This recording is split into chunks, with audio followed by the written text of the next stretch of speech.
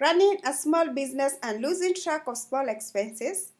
Let's fix that today with a super easy petty cash example you can follow.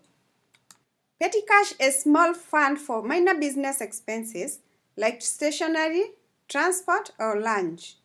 Always keep a receipt or voucher for every expense to stay organized.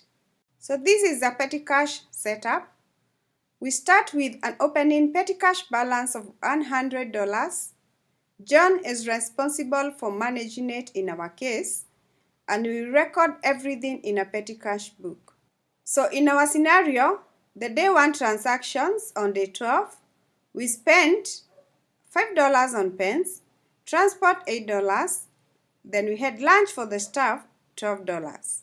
So after all the expenses are deducted, we have a balance of $75. So next on our day 2 transactions, day 13, we spent petty cash on snacks for the staff, then we did some stationery refill, we bought some coffee for a client, and then we did lunch for the team. After all the expenses are deducted, we had a balance of $10 by the end of day 2. So on our day 3, we reimbursed the petty cash fund with $100. So adding to the $10 that we remained on day 2, the new balance is now $110, ready for the next expenses.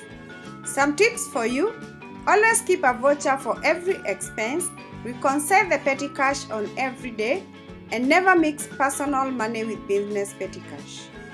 And that is it. Now you know how to record petty cash over multiple days and handle reimbursements easily. Try this method in your business to keep your petty cash organized and under control. I hope this lesson makes your business life a little easier.